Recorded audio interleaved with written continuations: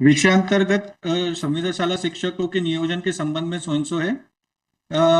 संविदा शाला शिक्षक पात्रता परीक्षा जो इसके पश्चात पात्रता परीक्षा के नाम से निर्दिष्ट है, संविदा शाला शिक्षकों के नियोजन के लिए विहित किए गए अनुसार संचालित की जाएगी। यह पात्रता परीक्षा सरकार द्वारा विहित अभिकरण द्वारा संचालित की जाएगी। पात्रता परीक्षा की वैधता परीक्षा परिणाम की घोषणा होने के पश्चात 2 वर्ष के लिए या अगली पात्रता परीक्षा होने तक, जिसमें जो भी पूर्वोत्तर होगी। पात्रता परीक्षा 2008 के परीक्षा परिणाम की वैधता निम्नानुसार थी। इनका कहना है the eligibility which you held in your position was valid only for a period of 2 years. Yes. Now your case is that because on the lapses on the part of the employer, Yes. The validity is expired. Yes. Therefore, it could not be said that it is attributable on the part of the candidate. Yes, because we all were selected. Only Yes. counseling for posting was to be done. यही है, counselling में शामिल है तो UP. गलती किसकी है? आप लोगों की गलती है ना, ऐसा थोड़ी होता है। एक तो आप लोग एग्जाम कभी कराते नहीं है, कोई एम्प्लॉयमेंट का कोई चांस नहीं है, कभी निकलता है तो you should see that when a candidate is otherwise eligible for that because of the lapses of not conducting the counseling on time, they cannot be deprived from getting the opportunity.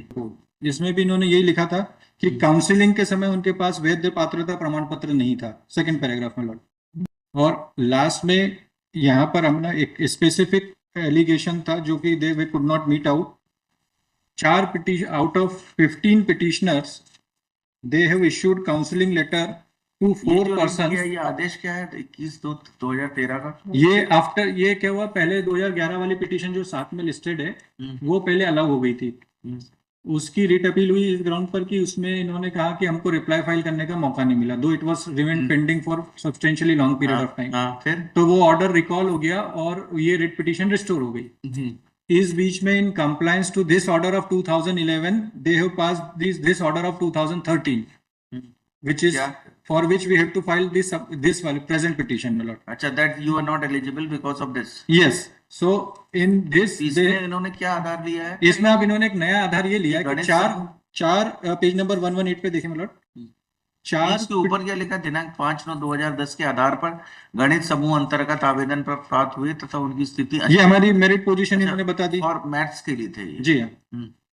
अंतिम चयन सूची के number भी बता दिए इन्होंने। इसके बाद इन्होंने ये लिखा कि 14/12/2010 को जो चयन सूची काउंसलिंग आयोजित की गई थी उसमें 4 लोग, इनमें 4 पिटिशनर को ही इन्होंने पार्टिसिपेट करने का मौका दिया और उनका कहना है कि ये 4 पिटिशनर नहीं आए इसलिए हमने इनका अपॉइंटमेंट नहीं दिया। अब ये this is for the first time they have raised this.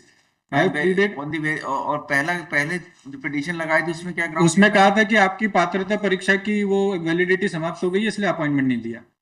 और स्पेसिफिक एलिगेशन ये था इसमें respect to the same candidates because they became wiser when they found what is their reply to this? ये इसका रिप्लाई मतलब पहले petition की pleading देखें then I will refer to the reply. अरे इसको भी पूरा सुनना पड़ेगा भाई। नहीं, लेकिन जब मेरिट लिस्ट का कैंडिडेट अवेलेबल है तो आप वेटिंग लिस्ट के कैंडिडेट को कैसे बुला सकते हैं?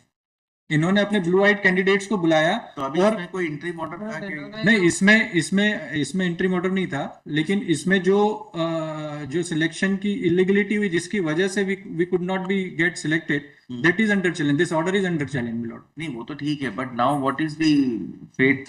तो एकेडमिक ही रहेगी आप? नहीं, एकेडमिक नहीं, वो judgement place on, I have place on record recent Supreme Court judgement of the same संविदा शाला शिक्षक appointment matter 2008, the honorable Supreme Court has said that in such cases the restitutive relief of appointment ought to have been given. The pendency of litigation before the High Court would not make any difference. ये direct judgment, my lord. Yes madam, बताइए। Collector को जब दोनों case में यही है ना? बस दोनों केस में यही है मैडम। ये किस एलिजिबिलिटी के टेस्ट कौन सा पास किए थे इन्होंने? ये संविदा शाला शिक्षक ग्रेड 2 एलिजिबिलिटी टेस्ट 2008। संविदा शाला शिक्षक एलिजिबिलिटी टेस्ट 2008 जी। So this was conducted in when? This was conducted in the year 2008, whose validity have been mentioned in the impugn order, my lord. It was valid up to 2 years के लिए रहता है।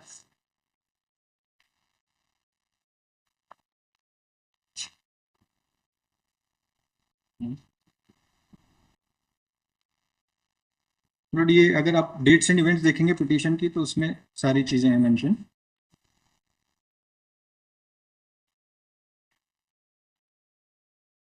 कहाँ पर दिया है? ये मेरी पिटीशन की डेट्स एंड इवेंट्स में list of documents list of dates and events, ये इंडेक्स के बाद अदर लिखा है जिसमें। जी लिस्ट ऑफ डेट्स हाँ एंड इवेंट्स, बताइए। उसमें 4th नंबर की डेट है, वो है last date of submission of application form 26/9/2010 नहीं ये तो एप्लीकेशन फॉर्म जी। है बट और सीरियल नंबर 7 पर है वैलिडिटी जो थी एग्जामिनेशन सर्टिफिकेट की, वो एक्सपायर हो रही थी 13/1/2011 को। और उसके पहले उसी सर्टिफिकेट से अपॉइंटमेंट ऑर्डर जारी किया इन्होंने 8/12/2010 टेस्ट को। कब हुआ था, ये कहाँ है वो? जी eligibility test, when did you participate in the eligibility test? In 2008 my lord। 2008 हुआ तो how would it expire in 2011? वो 3 साल की थी उसकी एलिजिबिलिटी। नहीं 2 साल लिखा है। नहीं इसमें देखें my lord, ये जो इम्पिन ऑर्डर था वही तो उसी में लिखा है नहीं, इन्होंने। आप एलिजिबिलिटी टेस्ट को वो बताइए ना पहले। वेयर इज उसका वो 2009 से शुरू हुई और 2011 में एक्सपायर हुई। एग्जाम 2008 की है। बट वो कहाँ है? जी जी मैं बता देता हूँ। ये एनेक्शर P21 देखें my lord। हाँ एनेक्शर P21 पेज नंबर 128, जो टेबल है उसमें श्रेणी 2 देखें my lord। हाँ उसमें परीक्षा परिणाम घोषित करने का दिनांक है 14/1/2009 14/1/2009 और परीक्षा परिणाम वैधता की तिथि जो खत्म हो रही थी वो थी 13/1/2011। 13/1/2011। और ऊपर ही टेबल के ऊपर देखेंगे पात्रता परीक्षा 2008 की परीक्षा परिणाम की वैधता, हाँ ठीक है ना। है ना। इसमें श्रेणी 2 थे जिसको हम बिलोंग करते थे, तो 13/1/2011 को ये एक्सपायर हो रही थी। And when did they reject your this thing? 28/2/2011 को। 28/2/2011 को इन्होंने रिजेक्ट किया है। जी हाँ। ये बोल के कि आपकी जो एलिजिबिलिटी टेस्ट की जो एक्सपायरी है that is expired on 13/1/2011। Yes yes yes है ना। और उसके पहले इसी एलिजिबिलिटी टेस्ट के अपॉइंटमेंट में इन्होंने 47 कैंडिडेट को अपॉइंटमेंट दिया 8/12/2010 को। लेकिन वो सब पहले मतलब आपके उस यहाँ का नहीं है, दूसरी जगह का हो। नहीं इसी मेरे मंदसौर जिले का ही। हाँ कैसे दिया? अब ये बताएंगे। My lord, इसमें हमारा ऑप्शन मेरी पिटीशन इसलिए बोला था, पिटीशन में इसमें जो मैंने relevant स्पेसिफिकली पैरा प्लीडिंग है, करी। my lord रिप्लाई का, इसमें जो रिलेवेंट पैरा है I reply off the reply my lord, इसमें ये हमने कहा कि जो आपका जो काउंसलिंग के पहले हमने एक अमेंडेड लिस्ट तैयार की थी और उसमें इनका नंबर 1 की जगह 2 पे नाम था इनका, और हम ओरिजिनल रिकॉर्ड भी कोर्ट के समक्ष प्रस्तुत करने के लिए तत्पर है my lord। और सेकंड ये कि जब आपने कलेक्टर को आवेदन दिया तो वहां पर कहीं भी क्यों my lord रिप्लाई का क्यों द्वितीय काउंसलिंग के आयोजन कर नियोजित की जाने रही। रिप्लाई इसमें किसमें है रिप्लाई? रिप्लाई my lord पहले वाले केस में पेज नंबर 7 एंड मतलब नहीं, आप रिप्लाई किसका पढ़ रहे हैं? 2758 का। डीयू का my lord। केस नंबर बताना, WB नंबर।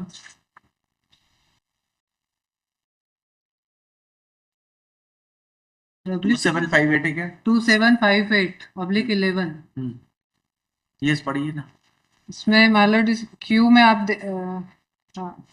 क्यू देखेंगे मालर्ड इसका पेज नंबर 10 रिप्लाई का, यह कि चरण संख्या 5Q में उल्लेख अनुसार P15 याचिकाकर्ता द्वारा सो एंड सो में कलेक्टर महोदय को आवेदन प्रस्तुत किया जाना स्वीकार्य। प्रस्तुत आवेदन स्पष्ट उल्लेखित है कि मांग किसी भी प्रकार की द्वितीय काउंसलिंग का आयोजन कर उन्हें नियोजित किए जाने की रही है। इन आवेदन पत्रों में याचिका द्वारा कहीं भी यह उल्लेख नहीं किया गया। इन्होंने कहीं भी अपने एप्लीकेशन में डिमांड नहीं की कि हम उसमें पहले में शामिल हैं तो सेकंड काउंसलिंग कराई जाए हमारी। ये इन्होंने कहीं रिलीफ नहीं क्यों पढ़ मांगा। रहा है क्या? मतलब point number Q Q Q यह है कि चरण संख्या 5Q हाँ के उल्लेख के अनुसार प्रदेश P15 द्वारा याचिकाकर्ता द्वारा प्रत्यर्थी क्रमांक 2 एवं 3 तथा कलेक्टर महोदय को आवेदन प्रस्तुत किया जाना स्वीकार्य है। प्रस्तुत आवेदन में स्पष्ट उल्लेख किया है कि उनकी मांग किसी भी प्रकार की द्वितीय काउंसलिंग का आयोजन कर उन्हें नियोजित किए जाने की रही है। इन आवेदन पत्रों में याचिकाकर्ता पब्लिक आवेदनकर्ता द्वारा कहीं भी ये उल्लेख नहीं किया गया है। तो उन्होंने काउंसलिंग का तो कहीं रिलीफ ही नहीं मांगी जब कलेक्टर को दिया। वो मैलट इसी का आय देखेंगे। कलेक्टर को क्या आवेदन दिया था मैंने? P13 के आप लाइक बताइए ना क्या आवेदन था?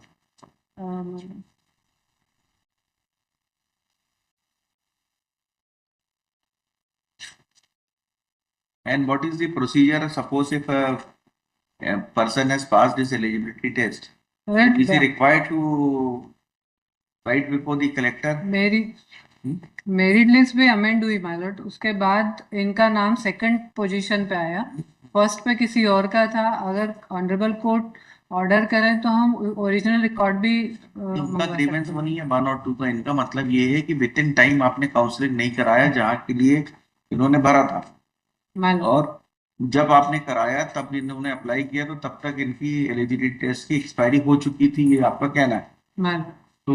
तो इसमें कहीं ऐसा रूल्स या कहीं प्रोविजन है कि एलिजिबिलिटी टेस्ट के बाद मान लो जिस जगह के लिए आपने भरा है वहाँ के एग्जाम्स कब तक कराने हैं या कब क्या होना है?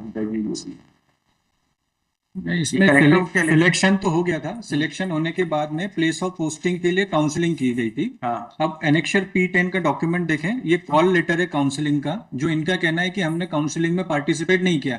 लेकिन उसमें आप क्लॉज देखें, उसमें ये लिखा है कि अगर आपने पार्टिसिपेट नहीं किया तो आपकी पदस्थापना हम अपने मन से दे देंगे, आपको चॉइस प्लेस ऑफ पोस्टिंग को चॉइस करने का अधिकार नहीं होगा। तो इन्होंने क्या करा मिस्चीवियसली, पहली बात तो ये यूपीसी से भेजे, आप देखेंगे P10 को, तो ये हमें मिले, हम वहां पर गए तो हमें पार्टिसिपेट नहीं करने दिया। चलो अगर एक बात के लिए माने कि चलो सारे के सारे एक पिटिशनर गया, चारों के चारों अब्सेंट भी हो गए, 14 पिटिशनर है, दूसरे 10 पिटिशनर के बारे में लिखा ही नहीं है, उनको तो कॉल लेटर ही जारी नहीं किया, अनडिस्प्यूटेड पोजीशन है। अब इसी में लिखा है कि अगर काउंसलिंग में अपियर नहीं होंगे तो प्लेस ऑफ पोस्टिंग डिपार्टमेंट अपने हिसाब से दे देगा, वो आपको बाइंडिंग होगी। कहाँ लिखा है? ये आप क्लॉज नंबर 8 देखें, पेज नंबर 83 पर P10 can only be done after the conduction of counseling. Yes. तो अगर मेरा सिलेक्शन हो गया है, अगर काउंसलिंग में मैं पार्टिसिपेट नहीं करता हूं तो आप मेरे को कोई भी पोस्टिंग दे दीजिए। वो काउंसलिंग पोस्टिंग के लिए थी, अपॉइंट मेरा कैंडिडेचर कैंसिल करने के लिए नहीं थी। R5 में दिया है। एक मिनट प्लीज, P10 देखें मेरे पेज नंबर 83 पर। ये कॉल लेटर है इनकी तरफ से गया मुझे, पिटिशनर नंबर 1 को बाल मुकुंद पाटीदार को। लास्ट पैराग्राफ पढ़ रहा हूँ। उक्त निर्धारित तिथि को दोपहर 1:30 बजे तक उपस्थित होकर अनिवार्यतः काउंसलिंग हेतु पंजीयन कराएं। नियत समय पर उपस्थित नहीं होने की स्थिति में आपको परामर्श की प्रक्रिया के दौरान अनुपस्थित मान लिया जाएगा तथा आपकी अनुपस्थिति में पदस्थापना का निर्णय विभाग द्वारा लिया जाएगा, जो आपके लिए बंधनकारी होगा। ठीक है। तो ये तो आफ्टर थॉट है इनका कि आप काउंसलिंग में, हमने काउंसलिंग कराई, आप नहीं आए इसलिए हमने आपको अपॉइंटमेंट नहीं दिया। आप मेरे को प्लेस ऑफ पोस्टिंग दे देते आप, जो इस पॉलिसी में इसके में लिखा है जो, पर आपने तो पूरा कैंडिडेचर ही कैंसिल कर दिया। Yes madam. लास्ट नोट भी लगा मैरिट इसी में। आपने कलेक्टर वाला क्या पॉइंट बताया था? पेज नंबर 94 P13 मानो। P13 देखिए मैं, ये कौन सा है? ये रिप्रेजेंटेशन है हमारा, जो इनके हिसाब से इनका कहना था कि हमने उसमें काउंसलिंग की मांग नहीं करी। काउंसलिंग का तो बात खत्म हो गई ना। अगर मान लो कोई काउंसलिंग नहीं आता है तो क्या, व्हाट इज द रेमेडी? इसी में R5 में नीचे आपने जो भी पढ़ा उसी के नीचे एक नोट लगा हुआ है। मैं रीड मालूम आपको प्रतीक्षा सूची नहीं, R5 नहीं, ये आप पढ़ रहे हैं, कौन सा पढ़ रहे हैं? P10 में आपका रिप्रेजेंटेशन P10। हाँ बताइए। P10 का नोट नहीं, ये आपको प्रतीक्षा सूची में से एक पद के विरुद्ध 2 के मान से बुलाया गया है यदि वर्गवार वरीयता क्रम में अभ्यर्थी काउंसलिंग के दौरान उपस्थित नहीं होने की स्थिति में हो में ही आपको काउंसलिंग में प्रवेश की पात्रता होगी। क्या मतलब है इसका? आपको प्रतीक्षा सूची में से एक पद के विरुद्ध 2 के मान में बुलाया गया है, बुलाया गया है क्रम में, मतलब in lieu of 2 person से 1 is called। यस। 1 पोस्ट के लिए 2 आदमी को बुलाया जाता है। उस दिशा में लिखा है, क्या लिखा है? जो सीनियर होगा उपस्थित नहीं होने की स्थिति में आपको काउंसलिंग में पात्रता होगी। अगर सीनियर का उपस्थित नहीं हुआ तो आपको पात्रता होगी। It is only confined to. अब उनका केस ये है कि भाई even otherwise if you are not called for an interview for counselling. Counselling. तो आपने उसमें नोट डाला है कि in that case you will post the candidate because a selected candidate, you will post him wherever you find proper, किसी भी जगह पर उनका कोई से नहीं रहेगा, इतना नहीं लिखा है। लेकिन कहीं उसमें लिखा है कि अगर काउंसलिंग में पार्टिसिपेट नहीं करोगे तो आपका सिलेक्शन जो है वो वॉइड हो जाएगा, अगर इलीगल माना जाएगा, जो भी है, ये तो लिखा नहीं है। अब आप कलेक्टर वाले क्या वो बता रहे थे? माय लॉर्ड, केस में निकल रहा है कौन सा वाला? P94 P30। P13 है ना? बता रहा था ना, P13 कलेक्टर का लेटर। P13 के, इनका कहना है P13 के रिप्रेजेंटेशन में आपने काउंसलिंग की मांग नहीं करी। किसने, इन्होंने क्या मांग किया है? P13 में जो कलेक्टर को रिप्रेजेंटेशन दिया उसमें हाँ, ये क्या लिखा था आपने? ये माय लॉर्ड P13 है। P13 तो वो उपरोक्त लेटर डायरेक्टर का है, ये तो मार्गदर्शन ही तो आपका है। इनका कहना है कि कलेक्टर को ये मार्गदर्शन इन्होंने जिला शिक्षा अधिकारी वाले मार्गदर्शन की बात कर रहे हैं। P13 11/1/11 के। नहीं, ये कलेक्टर का बता रहे थे ना, ये कौन सा? माय लॉर्ड ये है इसमें कहाँ पढ़ा क्यू था आपने? क्यू में रिप्लाई के P15 page number P15 my Lord 106 P15। ये लो। उपरोक्त अनुसार नम्र निवेदन है कि जिला पढ़िए। क्या मंदसौर में संविदा शाला शिक्षक वर्ग 2 समूह गणित की काउंसलिंग दिनांक 7/12/10 को कराई गई थी। काउंसलिंग उपरांत शेष बचे महिला वर्ग के रिक्त पदों को भर्ती के नियम के अंतर्गत भरने का प्रावधान है। क्योंकि मध्य प्रदेश के सभी जिलों में अगस्त 2009 से चली आ रही भर्ती प्रक्रिया में महिला वर्ग की अनुपस्थिति से बचे रिक्त पदों को पुरुष वर्ग द्वारा भरा जा रहा है। अतः श्रीमान जी से निवेदन है, संविदा शाला शिक्षक वर्ग 2 समूह गणित में बचे महिला वर्ग के रिक्त पदों पर पुरुष वर्ग से भरने की कृपा करें, जिससे रोजगार में वंचित पुरुष ये वर्ग कुछ और, it is not in respect to that. हमारा इन्होंने सेकंड काउंसलिंग का तो कहीं मेंशन ही नहीं किया ना इसमें। किसने? हमने फर्स्ट काउंसलिंग में कैंडिडेट रिजेक्ट कर दिया हमारा, तो फिर सेकंड काउंसलिंग कहाँ से?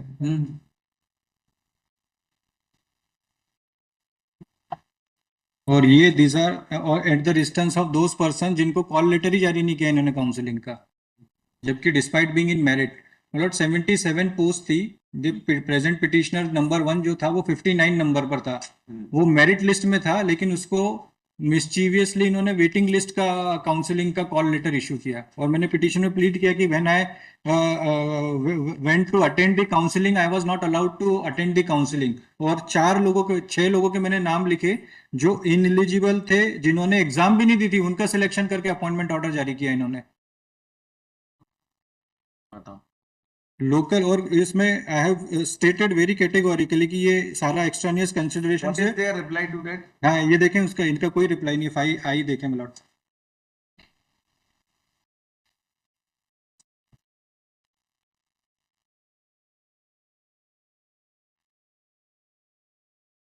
Page number 136 of the reply.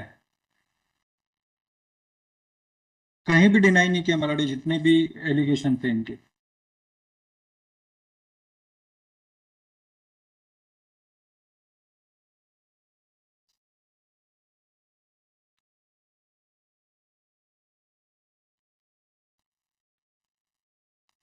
और ये एल पेज नंबर 138 पर भी देख लें। ये पेज था इन लोगों ने, ये ऐसा, ये कैसे मैडम, ये वहां से बन के आया है क्या ये आप लोग स्पेस भी नहीं छोड़ते क्या रिटर्न बनाते समय? सिंगल का स्पेस भी नहीं है इसमें, और आधा पन्ना खाली है, आधे पन्ने में रिटर्न है। पुरानी फाइल है हमारा 11 की पुरानी है। है, किसी ने तो बनाई होगी। कहाँ पर पढ़ रहा है मिस्टर पटले? पेज नंबर 138 5L का रिप्लाई। एल जी,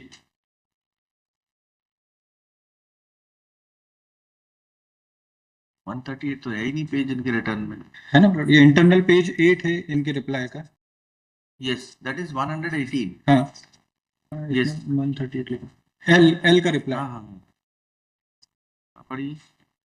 इसमें यह कि चरण संख्या सो एंड सो का कथन अस्वीकार है। अनारक्षित प्रवर्ग अंतर्गत कुल 77 में से 50% महिला अभ्यर्थी हेतु आरक्षित रखे जाने थे, अतः 50% पुरुष अभ्यर्थियों के लिए कुल 38 पदों में से 38 पुरुष एवं 29 39 महिला अभ्यर्थियों के पदों के विरुद्ध समस्त महिला अभ्यर्थी जिनकी संख्या 3 थी, सिर्फ 3 महिलाएं आई थी, मतलब कुल 41 अभ्यर्थियों की काउंसलिंग दिनांक सो एंड सो हेतु आमंत्रित किया गया है।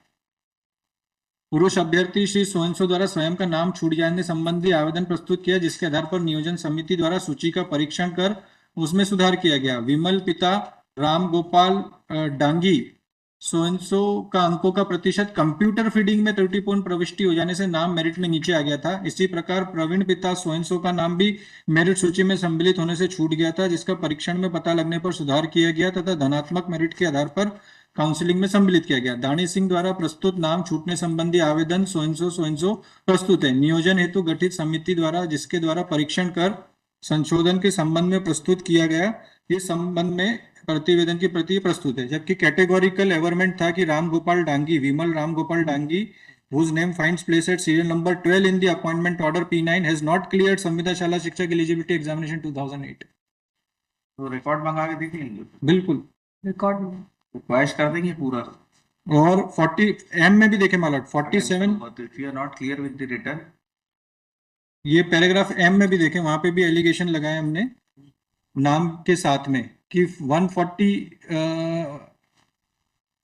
47 कैंडिडेट जिनके फेवर में अपॉइंटमेंट ऑर्डर इश्यू हुआ था, 3 कैंडिडेट थे नंबर सो एंड सो जिनके नाम है सीरियल नंबर 16, 33, 34 पे, they have resigned at the relevant point of time only, और only 44 candidates are working on the post of संविदा शाला शिक्षक grade 3 in mathematics group as against total 120 post. अभी भी है पोस्ट जी, उसी समय भी थी मतलब, आज तो पता नहीं, लेकिन उस समय eight the relevant point of time it was vacant. चलो आपको कुछ और मैम कहना है इसमें?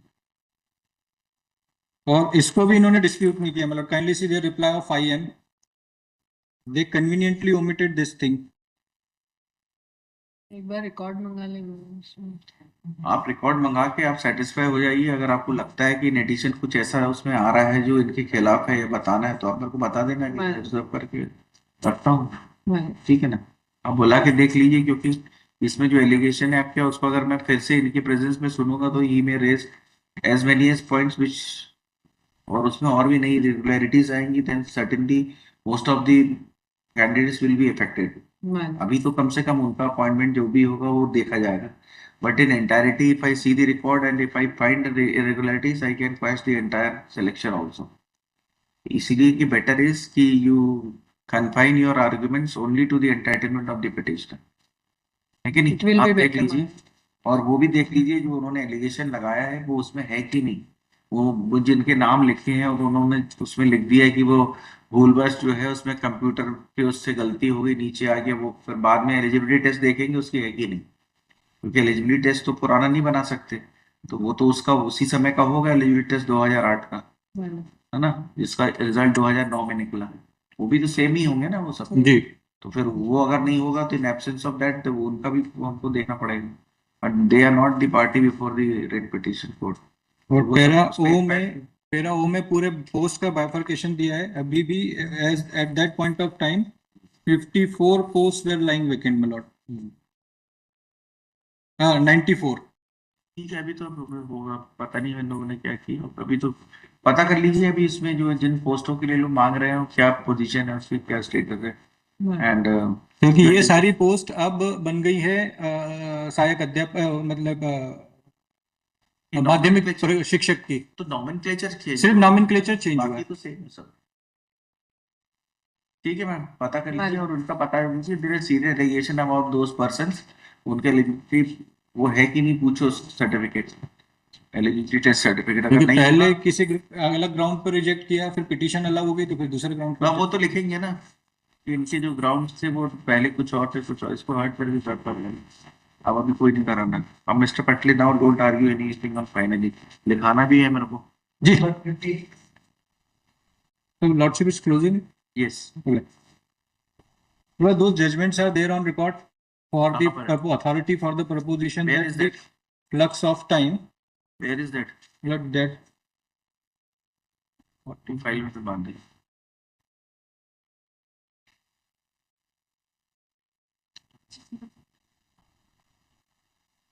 इसमें तो दिख नहीं, तो प्राइवेट वाले में कर दी थी।